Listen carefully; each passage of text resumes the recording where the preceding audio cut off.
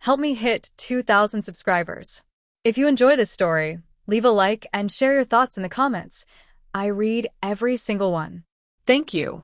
That night, when my wife stumbled through the door, the woman I had married was nowhere to be seen. Her hair hung in disarray, her lipstick smeared across her lips, and the faint scent of alcohol clung to her. The click of her heels against the floor echoed through the hallway, a sound I wished I could ignore. She barely spared me a glance as she dropped her purse, mumbled something about being exhausted, and disappeared into the bedroom. For years, I had trusted her completely. Her name was Samantha, and to everyone who knew us, she was flawless, charming, ambitious, loyal. Yet as I watched her crawl into bed that night, something inside me shifted. I tried to convince myself it was just an off night, but the half-undressed state and missing earring told a different story. I sat alone in the living room for hours, eyes fixed on the bedroom door, waiting for her to wake up and explain. My mind replayed every moment. She'd said she was going out with coworkers. She ignored my texts past midnight. Her phone went dead. Every passing minute made the silence heavier.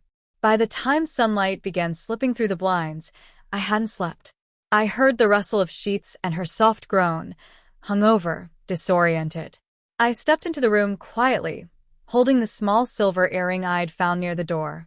She blinked up at me, confusion written across her face. "Why are you just standing there?" she mumbled, rubbing her eyes. I didn't answer immediately. I set the earring on the nightstand beside her and said, "This isn't yours." Her expression froze. Her lips parted, but no sound came out. Then she looked down. Her face went pale. The dress still hung half undone, and the scent of cologne that wasn't mine lingered in the air. She finally realized what I already knew. She sat up, clutching the blanket around her. I don't remember anything," she stammered. "We were drinking. I must have." "Must have what, Samantha?" I interrupted quietly. Her eyes filled with tears, but I felt nothing. Not anger. Not yet. Just emptiness. She reached out, but I stepped back. "Please, just let me explain," she whispered. I stared, trying to find even a hint of the woman I'd loved. All I saw was a stranger bringing shame into our home. That morning, she froze, not because of what she recalled, but because she finally saw the wreckage she had caused. She sat trembling on the bed, hands covering her face, as though hiding could undo it. I wanted to speak, to say something, anything, but the words refused to come. Every breath felt heavy, tainted by the truth in the room. "I swear I didn't mean for this to happen," she whispered through sobs. "It was just a mistake, a stupid night." I let out a bitter, hollow laugh under my breath. "A mistake? Forgetting our anniversary is a mistake, Samantha. What you did, that wasn't a mistake. That was a choice." Her red, swollen eyes searched mine. "We've been so distant, Mark. You've been cold lately. I thought you didn't care anymore." The words hit, but they didn't justify betrayal. "So that's your reason?" I asked quietly.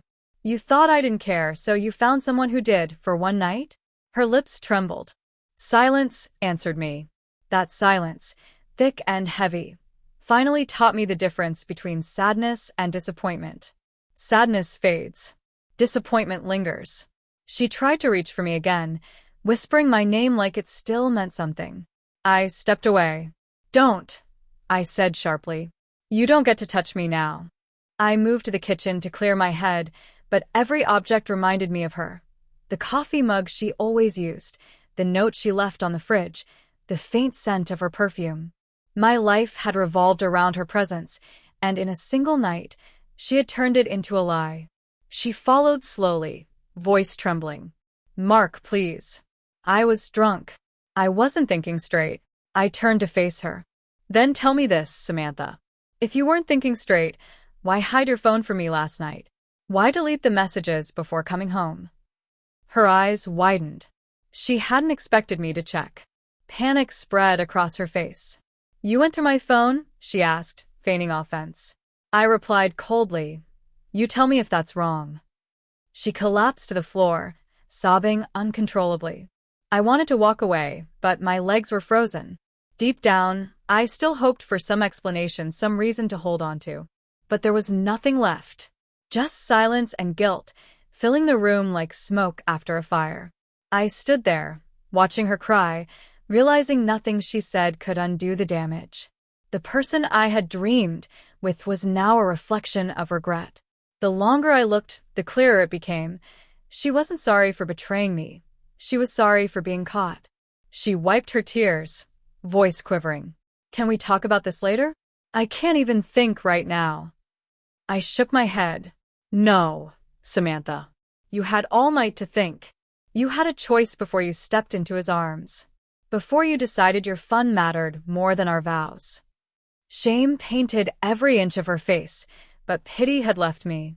I opened the closet and pulled out her suitcase. You should stay somewhere else for a while. Maybe it'll help you think clearly. She grabbed my arm, panicked. Please don't do this. It didn't mean anything. I was drunk. I was stupid. I freed my arm. If it didn't mean anything, why does it hurt so much? Her sobs grew louder. Mark, I love you. Please don't end us like this. I felt a mix of anger and grief burn through me. You ended us the moment you decided someone else was worth my place. I walked away. Later, I sat on the couch staring at our wedding photo. The smiles looked like a cruel joke. I remember defending her to friends, ignoring late nights, work trips, unexplained silences. Maybe I'd known, deep down, that something was off. I just refused to believe it. The next morning, she packed silently. No words, just the sound of a zipper and the echo of goodbye. I didn't stop her. Weeks went by. The house felt emptier than ever, but strangely calm. One afternoon, an envelope arrived from her. Inside, a note. You didn't deserve what I did. I hope one day you find peace. I folded it and set it on the counter. I didn't need her closure. I'd already found mine. Because sometimes, the moment someone betrays you is when you start finding yourself again. And when she woke that morning and froze, she wasn't staring at me. She was staring at the truth.